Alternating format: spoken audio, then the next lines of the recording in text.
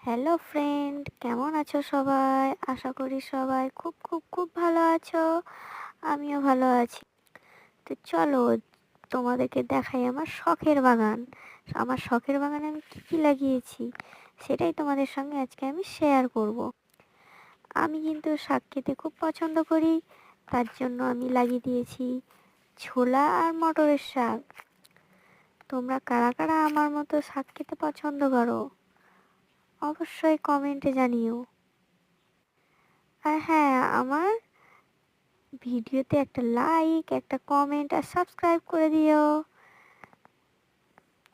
কেমন লাগলো আমার এই ভিডিওটা অবশ্যই জানিও। সবাই খুব খুব খুব ভালো থেকো, সুস্থ থেকো। Bye bye.